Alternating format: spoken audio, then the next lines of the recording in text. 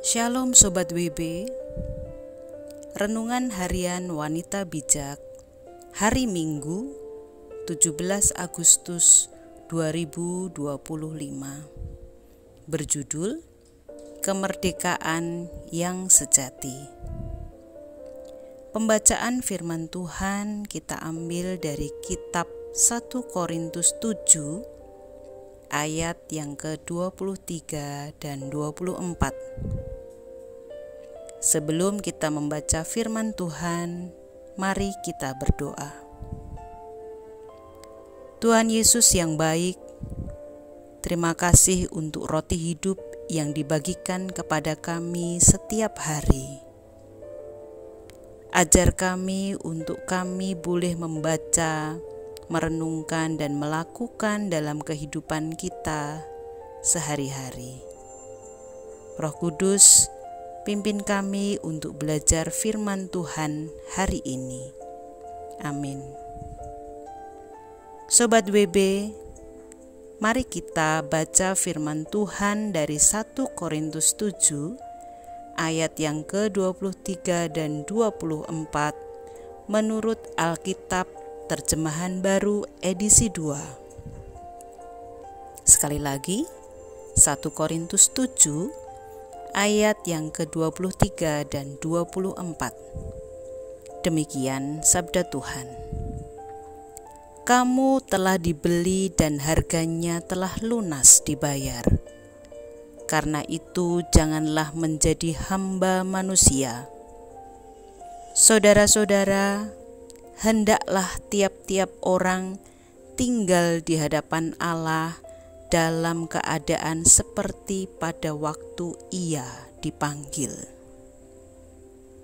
Berbahagialah kita yang membaca, merenungkan dan melakukan firman Tuhan dalam hidup sehari-hari. Haleluya. Sobat BB yang dikasihi Tuhan, setelah kita membaca firman Tuhan, ada beberapa pertanyaan yang bisa kita renungkan. Yang pertama, bacalah firman Tuhan tadi dengan lebih teliti dan temukan perintah Allah untukmu hari ini. Yang kedua, milik siapakah seorang hamba yang dipanggil Tuhan dalam pelayanan? Kita bisa cek di ayat yang ke-22. Pertanyaan ketiga, kita sudah dibeli dan lunas dibayar oleh Tuhan. Apa kemauan Tuhan untuk kita? Kita cek dalam ayat yang ke-23. Pertanyaan yang keempat, dengan apa kita dibebaskan oleh Tuhan? Sobat WB, hari ini kita merayakan kemerdekaan bangsa kita tercinta, Negara Kesatuan Republik Indonesia yang ke-80. Pasti kita sedang sibuk ikut serta, berlomba, memeriahkannya bersama komunitas masing-masing. Baik itu di RT, RW, lingkungan tempat tinggal, komunitas olahraga, komunitas arisan, atau bersama teman-teman di gereja. Semuanya pasti untuk mengingat kembali, bersyukur dan bersukacita atas apa yang telah diperjuangkan oleh para pahlawan bangsa ini untuk merdeka.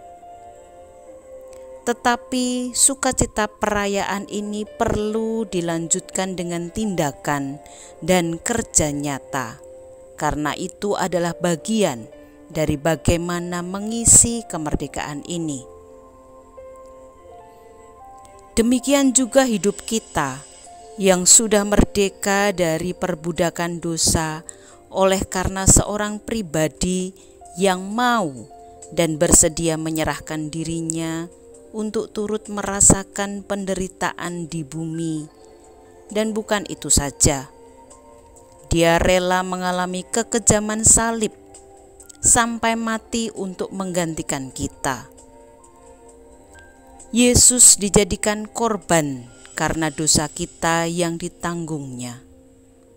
Yesus sudah membayar harganya lunas dengan nyawanya sendiri, sehingga kita merdeka dari perbudakan dosa. Kemerdekaan yang Yesus sudah berikan untuk kita bukan hanya pembebasan dari hukuman dosa, tetapi juga untuk kita bisa hidup dalam kebenaran dan ketaatan kepadanya. Kemerdekaan ini berbicara tentang tanggung jawab kita untuk hidup kudus dan taat kepada kehendak-Nya. Responi dan gunakan dengan benar kemerdekaan yang sudah Tuhan berikan. Kami mengucapkan Dirgahayu Republik Indonesia ke-80. Bersatu, berdaulat, rakyat sejahtera, Indonesia maju. Tuhan Yesus memberkati Indonesia. Sobat WB, sebelum kita membagikan kepada rekan dalam kelompok pemuritan mengenai berkat yang kita terima dari perenungan firman serta komitmen kita, mari kita berdoa. Terima kasih untuk kemerdekaan yang sudah Tuhan berikan kepada kami. Ajar kami untuk hidup dan menghidupi kemerdekaan sejati ini dengan menjadi berkat dan teladan buat orang di sekitar kami. Amin. Kemerdekaan yang Yesus berikan adalah sarana untuk hidup kita dalam kebenaran dan kekudusan.